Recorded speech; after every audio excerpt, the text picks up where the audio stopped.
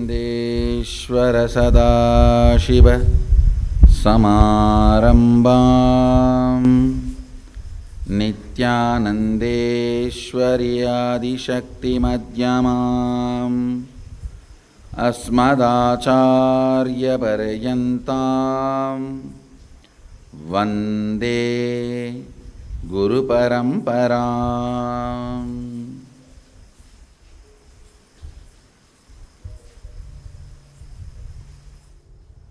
இன்றைய பௌர்ணமி சத் சங்கத்திற்காக வந்திருக்கும் உங்கள் அனைவரையும் வணங்கி வரவேற்கின்றேன்.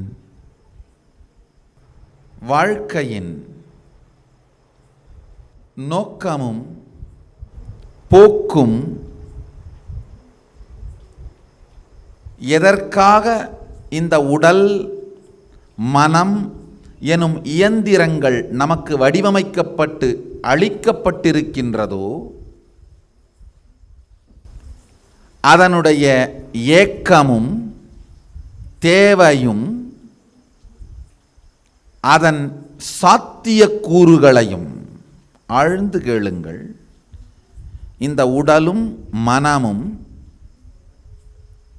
நமக்கு அளிக்கப்பட்டிருக்கிற இயந்திரங்கள்.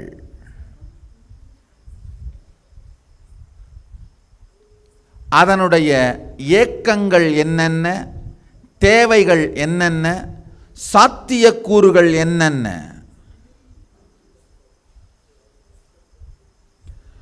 ஒரு ஐஃபோன் 6 உங்களுக்கு யாராவது டொனேஷனாக கிஃப்டாக கொடுத்தாங்கன்னா அதை வெறும் நம்பரை மட்டும் ப்ரெஸ் பண்ணி உங்களுக்கு தேவைப்படுறவங்களோட பேசுறதுக்கு மட்டும் யூஸ் பண்ணவும் செய்யலாம். இல்லை அதில் ஃபேஸ்புக்கிலேருந்து, ட்விட்டர்லேருந்து, யூடியூப்லேருந்து, இன்டர்நெட்லேருந்து, கூகுள்லேருந்து எல்லா மற்ற அதோட ஆப்ஸ் எல்லாத்தையும் டவுன்லோட் பண்ணி உபயோகப்படுத்தவும் செய்யலாம். எப்படி ஒரு ஐஃபோன் 6 அதனுடைய சாத்தியக்கூறுகளை தெரிந்து கொண்டு உபயோகப்படுத்தும் பொழுது உங்கள் வாழ்க்கை பலவிதத்திலும் அதனால் மேம்படுகிறதோ, அதே போல உங்கள் உடல் மனம் மிகுந்த சக்தி வாய்ந்த சாத்தியக்கூறுகள் வாய்ந்த சாத்தியக்கூறுகளும் சக்திகளும் வாய்ந்த ஒரு இயங்கு மென்பொருள். ஆழ்ந்து புரிந்து கொள்ளுங்கள்.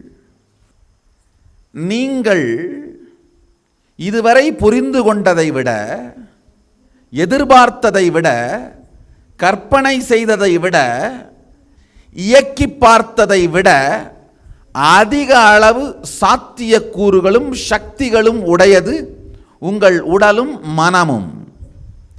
அதை எப்படி வெளிப்படுத்தி நடைமுறையில் சாத்தியமாக்கி வாழ்வது என்பதுதான் ஆன்மீகம். மொத்த ஆன்மீகமும் இவ்வளவுதான். நீங்கள் கற்பனை செய்து பார்த்ததை விட, நினைத்து பார்த்ததை விட, வாழ்ந்து பார்த்ததை விட, சோதித்து பார்த்ததை விட, விளையாடி பார்த்ததை விட அதிக அளவு சாத்தியக்கூறுகளும் சக்திகளும் உடையது உங்களுடைய உடல் மனம் எனும் இயங்கு மென்பொருள்.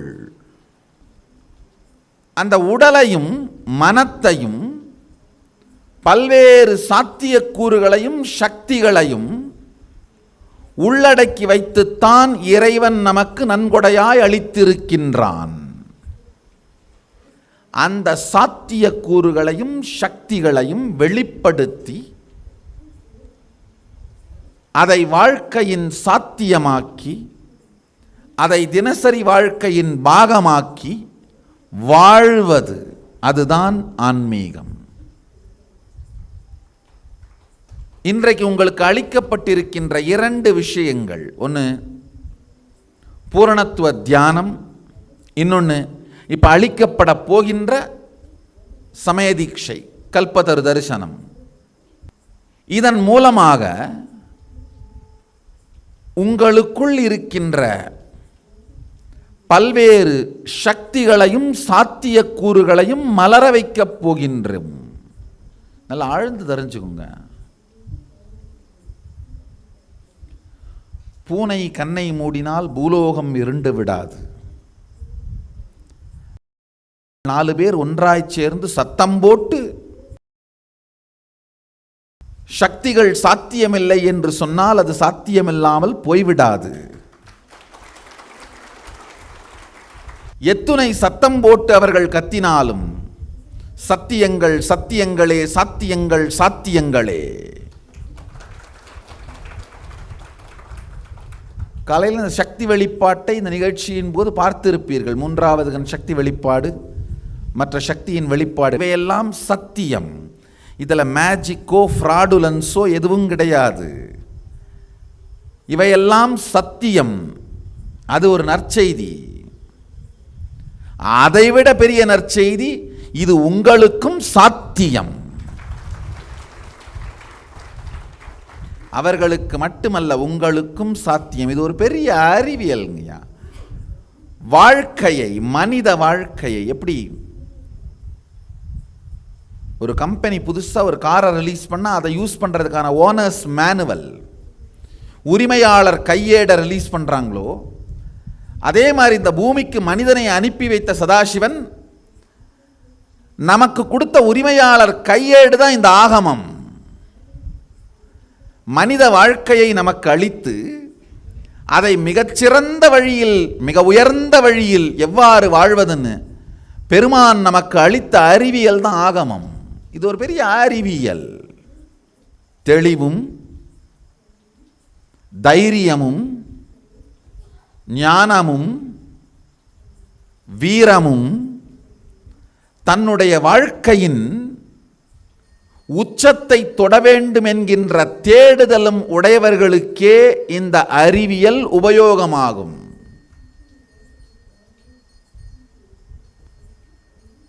இந்த தேடுதல்கள்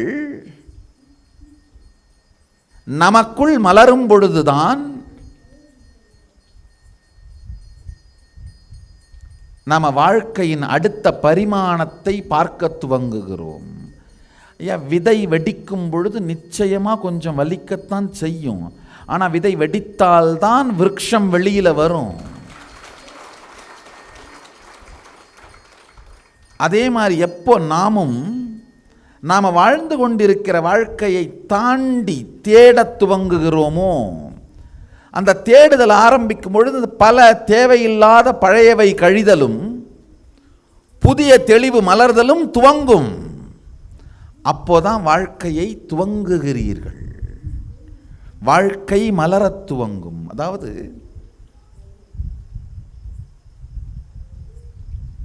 வாழ்க்கையில் வெறும் நிகழ்ச்சிகளை மாற்றக்கொள்வது மாத்திரம், நிகழ்ச்சிகளை மாற்ற கற்றுக்கொள்வது மாத்திரம் வளர்ச்சி அல்ல. தினந்தோறும் வேலை செய்கிறோம். போன மாதம் 10,000 சம்பாதிச்சோம், இந்த மாதம் 1 லட்சம் சம்பாதிக்கிறோன்னா அது மட்டுமே வளர்ச்சி அல்ல. அது ஒரு விதமான வெளி உலக வளர்ச்சி. போன மாதம் எந்த அளவிற்கு நம்முடைய உணர்வு பலமாகவும் தெளிவாகவும் ஆனந்தமாகவும் வாழ்க்கையோடு இணைந்தும் இருந்ததோ, அதைவிட இந்த மாதம் அதிகமாயிருந்தால் அதுதான் முதிர்ச்சி.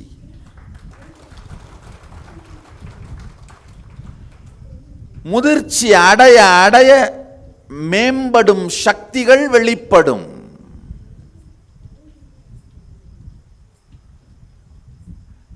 வெளி உலக சூழல்களை மாற்றுவது மட்டுமே வாழ்க்கையின் நோக்கம் அல்ல. நேற்று வரைக்கும் சைக்கிளில் போயிட்டு இருந்தோம், இப்போ 2 வீலரில் போகிறோம், நாளைக்கு காரில் போகணும். அது மட்டுமே வாழ்க்கை அல்ல.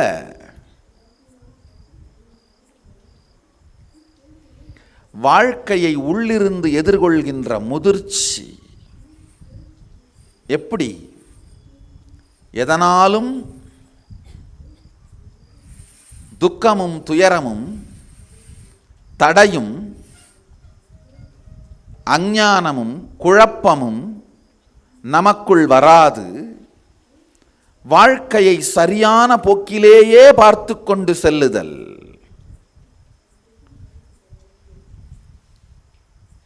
செந்தமிழாலே சிந்தை ஊட்டி ஆகமத்தை ஆனந்தமாய் திருமூலன் சொல்லி வைக்கும் பொழுது சொல்லி வைத்த அருமையான ஒரு மந்திரம், பொன்னை மறைத்தது பொன்னணி பூஷணம், பொன்னில் மறைந்தது பொன்னணி பூஷணம், தன்னை மறைத்தது தன்கரணங்களே, தன்னில் மறைந்தது தன்கரணங்களே. ஆழ்ந்து கேளுங்கள். வெளி உலகச் சூழல் உங்களை பற்றி நீங்கள் வைத்திருக்கும் கருத்தை குறைத்து உங்கள் மீதே உங்களுக்கு அவநம்பிக்கை ஏற்படுத்தி, வாழ்க்கை மீது அவநம்பிக்கை ஏற்படுத்தி உங்களை கலக்கத்திலும் குழப்பத்திலும் தள்ளுகிற, டிப்ரெஷனில் வைக்கிற அந்த சூழல் தான் தன்னை மறைத்தது தன் கரணங்களே. கரணங்கள்னா அந்த கரணங்கள், மனம், புத்தி, சித்தம்.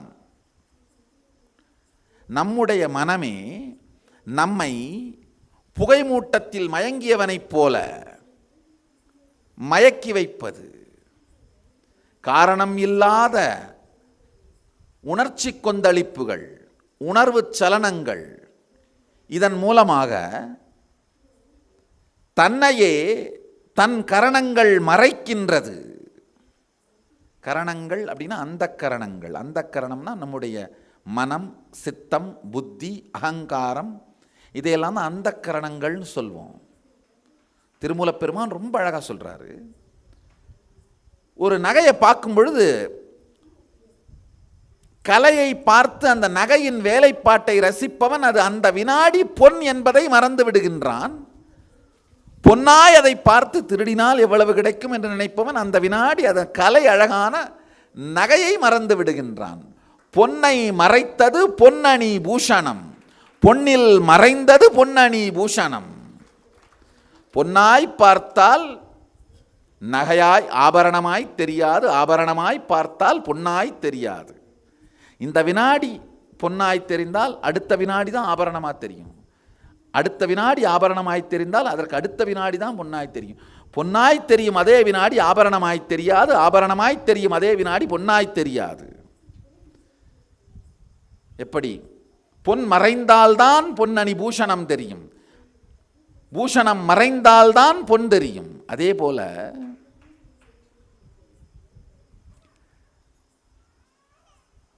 தன்னை தன் கரணங்கள் மறைக்கின்றது.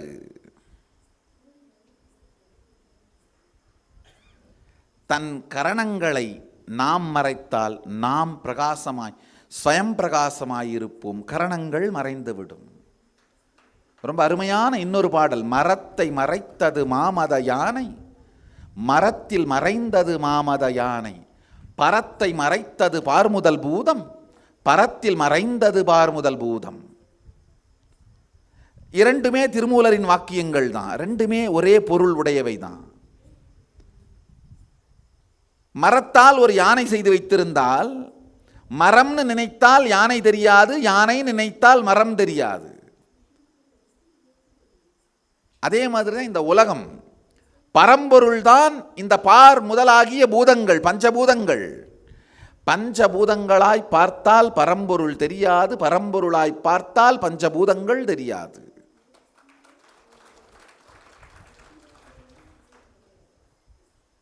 பஞ்சபூதங்களாய் பார்ப்பதுதான் மயக்கம். தனக்குள்ள தன்னை பற்றி நம்மை பற்றி நாமே வைத்திருக்கும் தைரியம், நம்மை பற்றி நமக்கு இருக்கிற தெளிவு வெளியில் நடக்கிற நிகழ்ச்சிகளால் தடுமாறுச்சுன்னா அதுதான் தன்னை மறைத்தது தன் கரணங்களே. நீங்கள் தான் சதாசிவன், இது நான் சொல்லல, சதாசிவனே சொல்றார் ஆகமத்தில். யார் நானும் அவனும் ஒன்று என்று தெரிகிறானோ அவன்தான் என்னுடைய மிகச்சிறந்த பக்தன் சொல்றாரு.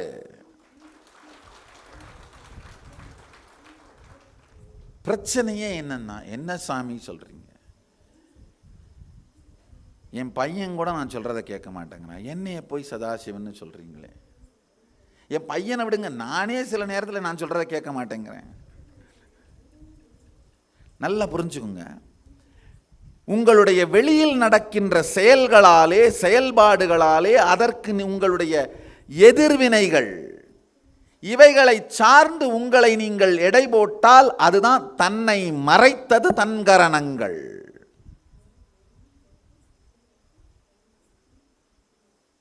ஆழ்ந்து புரிந்து கொள்ளுங்கள்.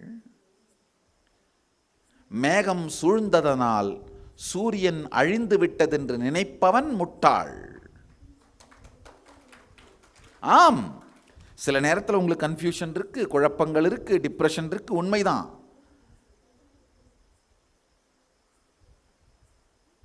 அதனால் அது உங்களுடைய குணமாக மாறிவிடாது, அது உங்களுடைய தன்மையாக மாறிவிடாது. ஆழ்ந்து புரிஞ்சுக்கோங்க.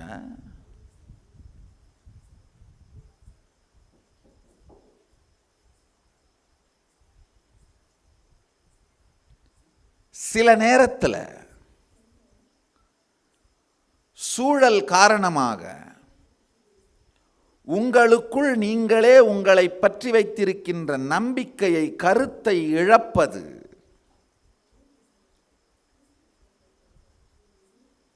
உங்களுக்கு நீங்களே இழைத்துக் கொள்ளுகின்ற அநீதி.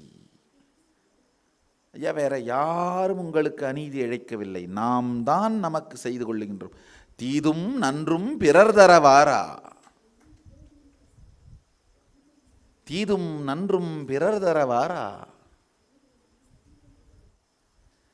நம்மை பற்றி, நம்மை விடவும் நம்மை உருவாக்கிய சதாசிவனுக்கு தெரியும் என்று நாம் நம்புவதுதான் சரணாகதி.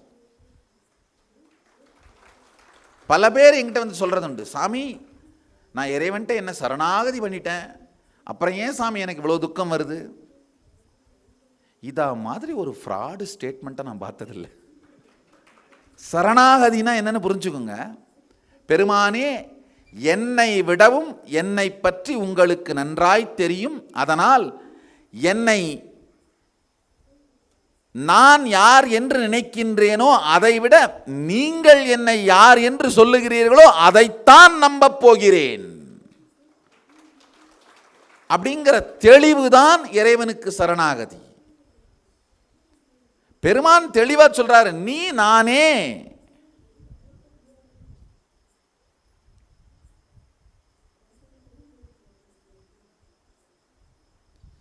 நீ நானே. ரமண மகரிஷி ரொம்ப அழகா சொல்வார், சாதகத்தில் துவிதம் சாத்தியத்தில் அத்துவிதம் என்பதும் பொய், ஏனெனில் தேடும் பொழுதும் தேடி உற்ற பொழுதும் தசமன் தானே. அதாவது நாமெல்லாம் நினைப்போம், நீங்கள் சொல்கிறீங்க கரெக்டு தான் சாமி, நீங்களே சொல்லிட்டீங்கன்னா கரெக்டாக தான் இருக்கும், நாம் தான் சதாசிவன். மேபி அந்த அனுபவம் வந்த பிறகு நான் சதாசிவன். அது வரைக்கும் என் பொண்டாட்டிக்கு பயந்துட்டு, ஆஃபீஸருக்கு பயந்துட்டு, பையனுக்கு பயந்துட்டு, சில நேரத்தில் என்னையை பற்றியே என்னை பார்த்து பயந்துட்டு, நாம் பல நேரத்தில் நம்மளே பார்த்தியே பயப்படுறோம். இவ்வளோ பெரிய வேலை எடுக்கிறோமே, இதை தொடர்ந்து செய்வோமா, நாம் 10 நாள் கழிச்சு படுத்துப்போமே, பாதியில் விட்டா போட்ட பணம் வீணாக போயிருமே, நம்மளை பற்றியே நமக்கு நிறைய பயம் இருக்குது. எத்தனை பேருக்கு நம்மளை பற்றியே பயம் இருக்குன்னு கண்டுபிடிச்சிருக்கீங்க சொல்லுங்கள். உண்மை அதுதான். கை தூக்காதவங்களாம் கை தூக்க பயம், அவ்வளோதான், வேற ஒன்றும் இல்லை.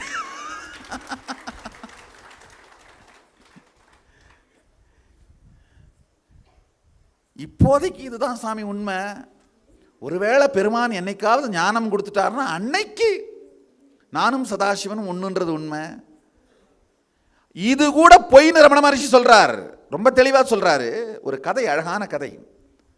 10 முட்டாள்கள் ஒரு ஆற்றை கடக்கிறாங்க. அதுக்கு முன்னாடி அவங்களுக்கெல்லாம் பயம், ஆற்றுல யாராவது அடிச்சுட்டு போயிட்டா என்ன பண்ணுறது. உடனே ஒருத்த ஐடியா கொடுக்குறான், இங்கேயே உட்காந்துருப்போம், யாராவது பெரிய ஞானிகள் வந்தாங்கன்னா அவங்கக்கிட்ட அறிவுரை கேட்டுட்டு போகலாம். ஏதோ ஒரு புத்திசாலி, கொஞ்சம் புத்திசாலி. அந்த பக்கமாக ஒரு பெரிய ஞானி வந்தார். அவர்கிட்ட கேட்டாங்க, பெருமானே நாங்கள் ஆற்றை கடக்கணும், நாங்கள் யாரும் அடிச்சுட்டு போயிடாமல் இருக்கிறதுக்கு அறிவுரை சொல்லுங்கள். அவர் சிரிக்க ஆரம்பிச்சிட்டார். மொத்த தண்ணியே முட்டிகால் அளவு தான் போகுது. 10 தடி மாடுகளை ஆற்றை எப்படியா அடைச்சிட்டு போகும்? நீங்கள் 10 பேர் இறங்கினா அணை போட்ட மாதிரிலவா ஆயிரும்? 6 தானே நின்று போகும். ஆனால் இவங்க சொன்னால் கேட்குற மாதிரி தெரியல. உடனே என்ன சொல்கிறார், சரிப்பா 10 பேரும் ஒருத்தர் கையை இறுக்கமாக பிடிச்சிட்டு ஒன்றா நடங்க. உடனே அவங்களுக்கு இன்னொரு கேள்வி கேட்டாங்க. சரி 10 பேர் நாங்கள் இறங்கி அந்த பக்கமாக நடந்துருவோம், 10 பேர் ஆனால் அந்த கரை ஏறிட்டோமான்னு எப்படி சாமி நாங்கள் கண்டுபிடிப்போம்? அதுக்கு ஏதாவது வழி சொல்லிட்டு போங்க. அவர் சொல்கிறார், அதுக்கு போய் என்ன 10 பேர் அந்த கரையில் ஏறினோடனே எண்ணி பாருங்க, 10 பேர் இருப்பீங்க, முடிச்சு போச்சு. இறங்குறது 10, ஏறினது 10, அப்போ யாரும் ஆற்றுல அடிச்சுட்டு போகல, அவ்வளவுதான் சொல்லிட்டு போயிட்டார். ஆனால் இது மெகா புத்திசாலிகள். 10 பேர் இறங்கினார்கள், முட்டி அளவு தண்ணி தான் இருந்தது, அந்த கரையும் ஏறி விட்டார்கள். ஏறின உடனே ஒருத்தர் சந்தேகம் கிளப்பினா, இப்போ நம்ம எண்ணி பார்த்துறோம்ப்பா 10 பேரும் கரை ஏறிட்டோமான்னு. யாராவது அடிச்சுட்டு போயிட்டு இருந்தால் யாருக்கு தெரியும்? சரி எண்ணி பார்ப்போம். 10 பேர் நின்னார்கள். ஒருத்தன் எண்ணா 1 2 3 4 5 6 7 8 9, 10வது ஆளை காணமே. தன்னை எண்ணலை. உடனே அவன் ஐயோன்னு கத்த ஆரம்பிச்சான். மற்றவங்கெல்லாம் என்னடாச்சு 9 தான் வந்தது. உடனே இன்னொருத்தன், நீ சும்மா முட்டாள், சும்மா இருடா, நான் என்ற ஒழுங்கா, நீ வாய்ப்பாடு ஒழுங்கா சொல்லலை, 1 1 2 2 3 3 4 4 அப்படியே சொல்லி கடைசியில் அவனும் 9 9. ஐயோயோ,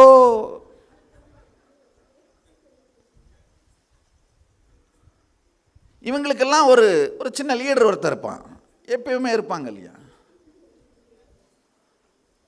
அவன் இல்லை நான் எண்ணி பார்க்குறேன்டா. அவனும் இதே தான், 1 1 1 2 2 2 3 3 3 4 4 4 5 5 5. அவனும் 9ல் வந்து ஐயோயோ 9, 10 எங்கே போச்சு? எல்லாம் உட்காந்து அழ ஆரம்பிச்சிட்டானுங்க. ஐயோ யார் போனான்னு தெரியலையே, ஒருத்தன் அத்தோட போயிட்டானே. அழுக சத்தம் ஓவரா கேட்டு அந்த வழியா போயிட்டு இருந்த அதே சன்னியாசி திரும்பி அந்த கரையில் வந்து நின்னார். ஏன்பா ஏன் அழறீங்க? சாமி வேற ஒன்றும் இல்லை, நீங்கள் சொன்னபடியே நாங்கள் எல்லாரும் எங்கள் கையெல்லாம் பிடிச்சிட்டு ஒன்றா தான் நடந்து வந்தோம். இந்த கரை ஏறின பிறகு எண்ணி பார்த்தா 9 தான் இருக்கிறோம். அவர் ஞானிக்கு தெளிவாக புரிஞ்சிருச்சு. ஐயோ, என்றவன் தன்னை சேர்த்து என்ன மாட்டேங்கிறானே. இது எத்தனை சொன்னாலும் புரியாது. அவங்க 10 பேரை நிற்க வச்சு அவர் என்னாராம், எண்ணினதும் 10வது நம்பர் சொன்ன உடனே அவங்க எல்லாரும் ஆஹா, ஆத்தோட போனவனை ஞானி கண்டுபிடிச்சு தூக்கிட்டு வந்து கொடுத்துட்டாரு அப்படின்னு கொண்டாட துவங்கினார்களாம். நல்லா புரிஞ்சுக்கோங்க. தேடும் பொழுதும் தேடி கண்டுபிடித்த பிறகும் தசமன் அவன்தான். தேடும் பொழுது நாங்கள் 9 பேர் தான் இருந்தோம், தேடி கண்டுபிடிச்ச பிறகுதான் 10வதா வந்தோம்னு சொல்ல முடியுமா? தேடும் பொழுதும் கண்டுபிடித்த பிறகும் 10வதான தசமன் தான் தான். நாம வாழ்க்கையின் இறுதியை தேடும் பொழுதும் அனுபூதியை அடைந்து விட்ட பிறகும் நான் தான் சதாசிவம், நாம் தான் சதாசிவம். இல்ல கண்டுபிடிச்ச அப்புறம் தான் நாம சதாசிவம், தேடும் பொழுது நாம இல்லை, கிடையாது. தேடும் பொழுது அந்த 10வது ஆள் யாரு? தேடும் பொழுதும் தேடினவன் தான் தசமன். தேடும் பொழுதும் தேடுபவராகிய நீங்கள் தான் சதாசிவம். ஒரே ஒரு சின்ன விஷயம்தான், அந்த தன்னை மறைத்து கொண்டிருக்கிற கரணங்களை விலக்கி தன்னுடைய சதாசிவத்துவத்தை தானே ரசித்தல், ருசித்தல், தானே அதை வாழுதல்.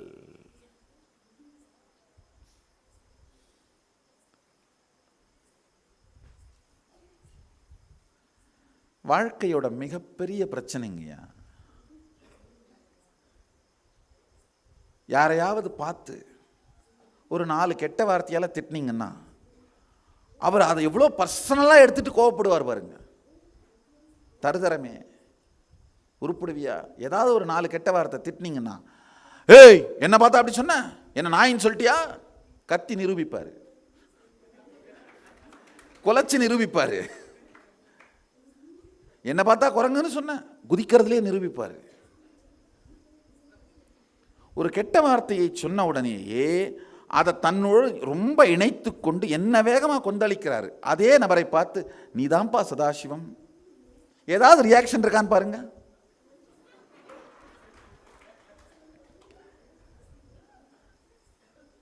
இல்லை, என்ன உள்ள சேனலுக்கு நம்ம செட்டாப் பாக்ஸை டியூன் பண்ணியிருக்கோமோ அந்த சேனல் தானே தெரியும். நம்மை நாமே மிக குறைந்த நிலையில் வைத்து தன் கரணங்களால் தன்னையே மறைத்து கிடப்பதனால் குறைநிலை கருத்துக்கள் யாராவது நம்மை நோக்கி சுட்டும் பொழுது நாம் தான் என்று உடனடியாக அதை நாம் பிடித்துக் கொள்கிறோம். ஆனால் நிறைநிலை சத்தியங்கள் சொல்லப்படும் போது ஏதோ சொல்றாரு, காலையிலேருந்து உட்கார வச்சிருந்தாங்க, ராத்திரி தாமா அந்த சாமி வந்தார், வந்து நான் தான் சதாசிவம்னு சொல்றாரு, இதுக்கா காலையிலேருந்து உட்கார வச்சிருந்தாங்க, எனக்கு தூக்க கலக்கமாக இருந்துச்சு, சரின்னு வந்துட்டேன்.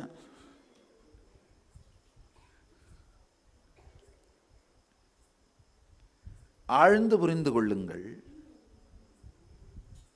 ஒரு கெட்ட வார்த்தையினால், ஒரு வசை வார்த்தையினால், ஒரு கீழான வார்த்தையினால், கீழான கருத்தினால் உங்களை வையும் பொழுது எந்த அளவுக்கு நீங்கள் அதோடு உங்களை இணைத்து கொண்டு அதோடு உங்களை உணர்த்தி கொள்கிறீர்களோ, ஒன்றாக்கி கொள்கிறீர்களோ, சத்தியம் சொல்லப்படும் பொழுது அதை செய்யாமல் இருப்பதுதான் மிகப்பெரிய மாயை. ஒன்றுமில்ல, ஒருத்தரை பார்த்து தருதரமே தூங்காமல் நிமிர்ந்து உட்காரேன், பேசும்பொழுது தூங்குறி அப்படின்னு நான் சொல்லிட்டேன்னா ஊரில் போய் ஒரு வாரம் சொல்லிட்டு இருப்பார், பெங்களூர் போனால் அந்த சாமி என்னை தருதரன்னு சொல்லிருச்சு. ஆனால் அதே ஊரில் போய் என்ன சதாசிவன் சொல்லி அனுப்புறாருன்னு சொல்லுவாரா கேளுங்க. நான் இங்கேருந்து பெங்களூர் போனேன், அந்த சாமி என்னை தருதரன்னு சொல்லி அனுப்பிருச்சு. காலையிலேருந்து உட்கார்ந்ததுனால டயர்டாக இருந்தது, ஒரு 2 நிமிஷம் தான்ப்பா தலையை தொங்க போட்டேன். ஒரு ஞானி பொறுமை இருக்க வேணாம், தூங்காதன்னு சொல்லியிருக்கலாம்ல, தருதரன்னு சொல்லிட்டாருப்பா. தெரிகிற அத்தனை பேர்ட்டையும் புலம்பிடுவோம். ஆனால் இப்போ போய் என்ன சதாசிவன்னு சொன்னாருப்பா அப்படின்னு சொல்லுவோமா? காரணம், நாம் ஏற்கனவே எந்த புண்ணில் இருக்கிறோமோ அந்த கருத்துக்கள் தான் நமக்கு உரைக்கின்றது. அதுதான் கொடுமைங்கய்யா. நம்மை யாராவது வலிக்க வைப்பார்களா என்று எதிர்பார்த்து காத்து கொண்டிருக்கின்றோம். நமக்கு யாராவது சத்தியத்தை சொல்வார்களா என்று எதிர்பார்த்து காத்திருக்கவில்லை. அதனால தான் இப்போ நான் சொல்றேன், ஐயா, தேடி கிடைச்ச பிறகு மட்டும் இல்லை, தேடும் பொழுதும் நீங்கள் தான் சதாசிவன். 1 2 3 4 5 6 7 8 9ன்னு எண்ணி நிறுத்தும் பொழுதும் 10ன்னு தன்னை கண்டுபிடிக்கும் பொழுதும் 2 நேரத்திலும் தான் தான் தசமன். நீங்க சொல்லுவீங்களா? இல்ல இல்ல, 9 வரைக்கும் எண்ணப்போ 9 பேர் தான் இருந்தாங்க, ஞானி வந்து தான் 10வது ஆளை காட்டி கொடுத்தாருன்னு சொல்ல முடியுமா? கிடையாது. தேடும் பொழுதும் தேடி உற்ற பொழுதும் தசமன் தானே. செய்ய வேண்டியது எல்லாமே, உங்களை திட்டினால் எந்த அளவுக்கு உங்களுக்கு உரைக்குமோ அந்த அளவுக்கு இந்த சத்தியத்தை உரைக்க வைத்துக் கொள்ளுங்கள், அவ்வளவுதான்.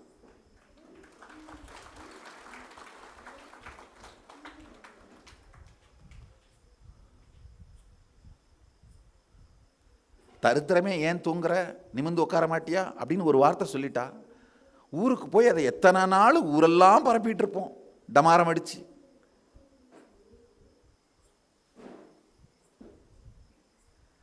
அதை விட ஆழமாக நீங்க தேடும் பொழுதும் தேடி கண்டுபிடித்த பிறகும் 2 காலத்திலும் நீங்கள் தான் சதாசிவம், நீங்கள் தான் இறுதி பரம்பொருள்.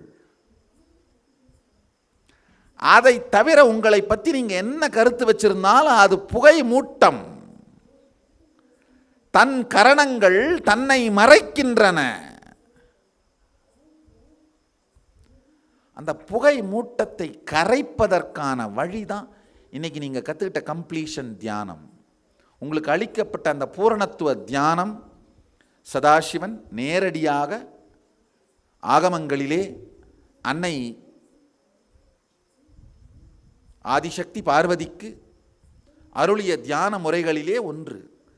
உங்களை தன் கரணங்கள் எப்படி தன்னை மறைக்கின்றன, அதிலிருந்து எப்படி நாம் நம் கரணங்களை மறைத்து வெகுண்டெழுவது. 2 நண்பர்கள் குடிகாரர்கள். ஒருத்தன் சொன்னானா, எனக்கு ஒரு பெரிய பிரச்சனைப்பா, ராத்திரி குடிச்சிட்டு வீட்டுக்கு போனால் ஒரே தகராறு. நான் ஒரு சின்ன சத்தம் கூட வராமல் நானே ஒரு மாத்து சாவி திருட்டுத்தனமாக வச்சுருக்கேன், அதை போட்டு தான் மெதுவாக கதவை திறப்பேன். ஒரு சின்ன சத்தம் வராமல் அழகாக அந்த ஷூவை கழட்டி ஓரமாக வைப்பேன். சின்ன சத்தம் கூட வராமல் அப்படியே மெதுவாக பதுங்கி பதுங்கி பதுங்கி கிச்சன் பக்கமாக போய் ஒரு சின்ன சத்தம் வராமல் கரகரன்னு 2 உருண்டையை உருட்டி வாயில் போட்டுக்கிட்டு ஒரு சத்தம் வராமல் போய் அப்படியே பெட்டில் ஒரு ஓரமாக, இல்லை தலகாணியை கீழே எடுத்து போட்டு தரையில் பெட்டு கீழே ஒரு ஓரமாக படுப்பேன். ஏன் லேட்டு ஆரம்பிச்சாள்னா ராட்சசி 2 நாளைக்கு நிம்மதி இருக்காதப்பா. இந்த பிரச்சனைக்கு எப்படித்தான் தீர்வு கண்டுபிடிக்கிறதுனே தெரியலை. அதுக்கு ஃப்ரெண்டு சொல்கிறான், ஒன்றுமே கவலைப்படாதப்பா, என் வீட்டில் சீனே வேற. இறங்கின உடனே ஹார்ன் அடிப்பேன் 2 வீலரை, கதவை டமால் நெட்டி வதைப்பேன், சிவ கழட்டி தூக்கி எறிவேன், சோரங்கடி அப்படின்னு தட்டேறிவேன், இருக்கிறத சாப்பிட்டுட்டு நேராக போய் பெட்டில், யாரும் வீட்டில் இல்லையா, என்னடி பண்ணிட்டு இருக்கீங்க, இவ்வளோ நடந்தாலும் தூங்குற மாதிரியே சைலண்டாக படுத்து நடிப்பா. 2 சீனையும் பாருங்க. தன்னை மறைக்கும் தன்கரணங்கள், தன்னில் மறைக்கும் தன்கரணங்கள்.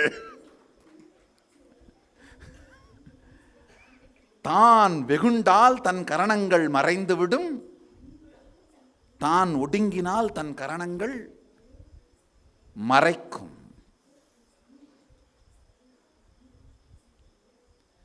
நீங்க வீட்டில் போய் பொங்குங்கன்னு நான் சொல்லலை, அதுக்கு பிறகு பக்க விளைவுகளுக்கு நாம் பொறுப்பு இல்லை. அது ப்ளூ வேல்ஸ் விளையாடுற மாதிரி, அந்த பக்க விளைவுகளுக்கு நாம் பொறுப்பு இல்லையப்பா. உங்களுடைய கரணங்கள் உங்களை மறைப்பதை அனுமதிக்காது. நீங்கள் பொங்குங்கள். வெளி உலகத்து எந்த சூழலும் உங்கள் உள்ளுலகத்தின் உறுதியை மாற்றாது நிலையோடு நில்லுங்கள்.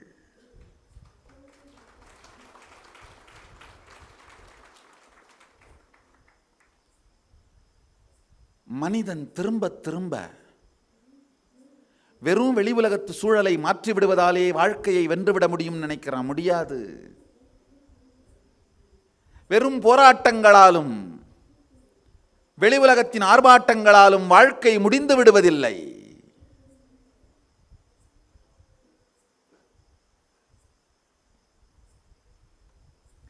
தனி மனிதனின் பிரச்சனைகளுக்கும் சமூகத்தின் பிரச்சனைகளுக்கும் உள்ளுலக தீர்வே அறுதியானது, இறுதியானது, உறுதியானது,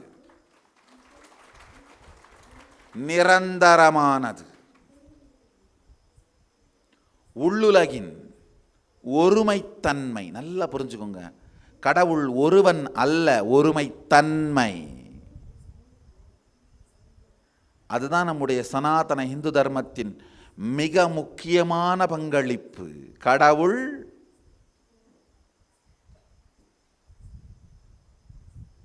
ஒருவன் அல்ல, ஒருமைத்தன்மை.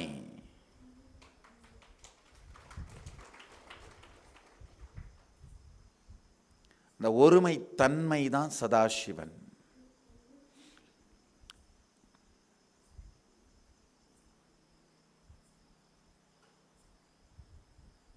இந்த ஒருமை தன்மையை உணர்வது தான் உங்கள் வாழ்க்கையில் இருக்க சாதாரண பிரச்சனையான தலைவலியாக இருந்தாலும் சரி, மிகப்பெரிய பிரச்சனைகளான மரண பயமாக இருந்தாலும் சரி, இது எல்லாத்துக்கும் தீர்வு இந்த ஒருமை தன்மையை உணர்வது. சதாசிவனோடு, பரம்பொருளோடு, இறைவனோடு நமக்கு இருக்கும் ஒருமை தன்மையை உணர்வது.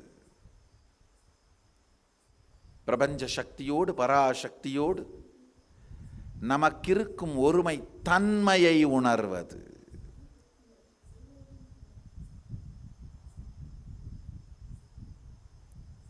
ஏழு வயசுல இருந்த உங்களுடைய உடம்பு, மனசு எதுவுமே 14 வயசுல உங்களுக்கு இருக்கிறதில்ல. 14 வயசுல உங்களுக்கு இருந்த உடம்பு, மனசு எதுவுமே 21 வயசுல இருக்கிறதில்ல. 21 வயசுல உங்களுக்கு இருந்த உடம்பு, மனசு எதுவுமே 40 வயசுல இருக்கிறதில்ல. ஆனால் இது எல்லாத்தையும் கனெக்ட் பண்ணி ஒரு ஒருமை தன்மையை நீங்கள் உணர்வீர்கள் பார், அதுதான் தான். அதுதான் தான். தன் கரணங்கள் தன்னை மறைக்காது, தான் தன் கரணங்களை மறைத்திருக்கும் சதாசிவத்துவமான வாழ்க்கை தான் வாழ்க்கையின் சாரம். இது உங்களுக்குள்ள மலர்றதுக்கான 2 விஷயம். ஒன்று, இந்த பூரணத்துவ தியானம். தினந்தோறும் இரவு உறங்கும் முன்பு ஒரு 21 நிமிடமாவது அமர்ந்து உங்கள் வாழ்க்கையில் உங்களுக்குள்ள சுற்றிட்டு இருக்கிற இந்த என்னென்ன உணர்ச்சிகள், தன் கரணங்கள் தன்னை மறைக்குதுன்னு பாருங்க. என்னென்ன இன்கம்ப்ளீஷன்ஸ் உங்களை நிம்மதியாக வாழ விடாமல், இயங்க விடாமல் தடுக்குதுன்னு பாருங்க.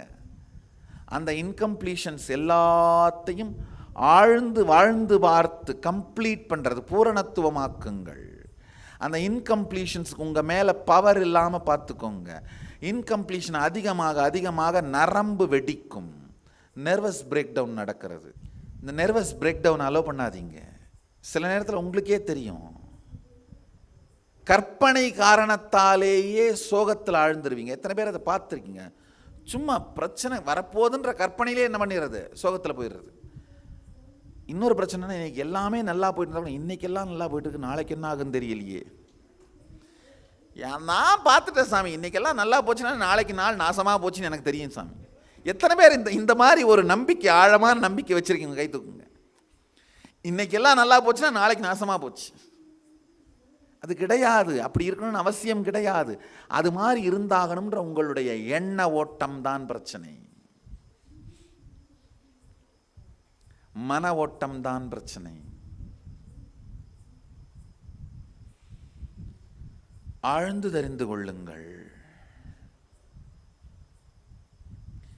தினந்தோறும் இந்த கம்ப்ளீஷன் தியானத்தை பண்றது மூலமா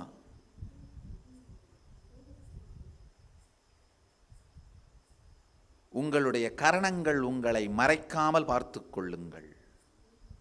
நேரம் கிடைக்கும் பொழுதெல்லாம் இப்போ உங்களுக்கு அளிக்கப்பட போகின்ற சமய தீட்சை மந்திரத்தை ருசித்து ரசித்து தியானிப்பதன் மூலமா உங்கள் குண்டலினி சக்தி மிக உயர்ந்த நிலையில் இருப்பதை உறுதி செய்து கொள்ளுங்கள். இந்த மந்திரம் சதாசிவன் உங்களுக்கு கொடுக்கிற பாஸ்வேர்டு. திடீர்னு நான் உங்களுக்கு என்னுடைய பர்சனல் செல்ஃபோன் நம்பரை கொடுத்து உங்களுக்கு வேணும்னு போதெல்லாம் என்னை கூப்பிடுங்கன்னு சொன்னால் நீங்கள் தினம் இவரை கூப்பிட சொல்கிறாரே ஃபோனில் அப்படின்னு நினைப்பீங்களா? பெருமான் உங்களுக்கு அவர் கொடுக்குற அவருடைய பர்சனல் செல்ஃபோன் நம்பர் தான் இந்த மந்திரம். என்ன வேண்டுமானாலும் இதன் மூலம் அவரை தொடர்பு கொண்டு உங்கள் எண்ணங்களை, உணர்வை சமர்ப்பியுங்கள். நிச்சயமாக ஆன்சர் பண்ணுவார். அதுக்கு நாம் பொறுப்பு. அவர்கிட்ட பர்மிஷன் வாங்கிட்டு தான் உங்களுக்கு செல்ஃபோன் நம்பர் கொடுக்குறேன். கட்டாயம் அட்டன் பண்ணுறேன்னு அவர் கமிட்மெண்ட் பண்ணியிருக்கிறதுனால தான் உங்களுக்கு கொடுக்குறேன். பெருமானுடைய சாநித்தியத்தோடு உங்களை இணைத்துக் கொள்வதற்கான சக்தி தொடர்பை உருவாக்கிக் கொள்வதற்கான, குண்டலினி தொடர்பை உருவாக்கிக் கொள்வதற்கான அருமையான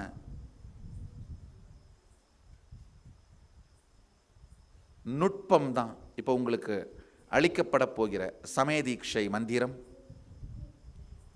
இந்த 2 தினந்தோறும் இரவு உறங்கும் முன் பூரணத்துவ தியானம்,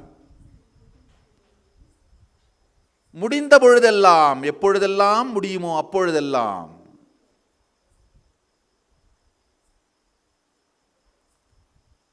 ஒரு வேலையாக செய்யாமல் செல்போனில் ஃபேஸ்புக்கையும் வாட்ஸ்அப்பையும் நோண்டிக்கிட்டே இருக்கிறத வேலையாக செய்கிறீங்க. 24 மணி நேரம் அதே தான். அதுபோல் இந்த மந்திரத்தை ரசிக்க துவங்கி விட்டீர்களானால் இது வேலையாக தெரியாது. ருசிக்க துவங்கிவிட்டால் அது வேலையாக தெரியாது. எவ்வளவு நேரம் செல்ஃபோனில் வாட்ஸ்அப்பையும் ஃபேஸ்புக்கையும் நோண்டிகிட்டு இருக்கீங்கன்னு உங்களுக்கே தெரியலை. ஒருத்தர் வந்து சொன்னார், சாமி ஒரு நாள் செல்ஃபோனில் வாட்ஸ்அப்பை நோண்டிக்கிட்டே போய் பக்கத்து வீட்டு சோஃபாவில் உட்காந்துட்டேன் சாமி. அந்த அம்மாவும் சேனலில் டிவி சீரியல் பார்த்துட்டே காஃபி போட்டு வந்து கொடுத்துட்டு போயிடுச்சு சாமி. நல்ல வேளை சோஃபாவோட வந்தீங்க எழுந்து. இந்த கொடுமையெல்லாம் எங்கே போய் சொல்கிறது?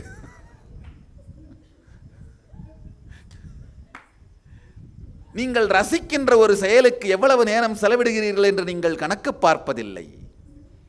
அதுபோல இந்த மந்திரத்தை ருசிக்கவும் ரசிக்கவும் துவங்குங்கள். எவ்வளவு நேரம் அதை தியானிக்கிறீர்கள் என்று நீங்கள் கணக்கிடவும் மாட்டீர்கள், கவலைப்படவும் மாட்டீர்கள். மொத்தமாக இந்த ஒரு நாள் கல்பதரு தியான முகாம், கல்பதரு யோகம் நிகழ்ச்சி மூலமாக நான் உங்களுக்கு சொல்லணும்னு நினைக்கிறது 2 சத்தியங்கள்.